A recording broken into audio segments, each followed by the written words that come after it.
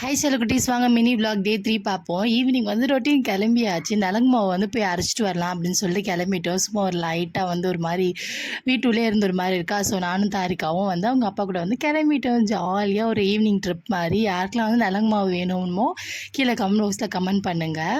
பேபிஸ்க்கு தான் வந்து இது யூஸ் பண்ணுறோம். தாரிக்காவுக்கு வந்து ரொம்ப சூப்பராக ரிசல்ட் இருக்குது. ஸோ வந்து நீங்களுமே வாங்கி கண்டிப்பாக ட்ரை பண்ணுங்கள். அதுக்கப்புறம் அரைச்சி முடிச்சுட்டு நம்மளோட ஃபேவரட்டான பானிபூரி ஷாப்பு சேட் ஐட்டம் இருக்கும்ல, ஸோ அங்கே தான் வந்திருக்கோம்.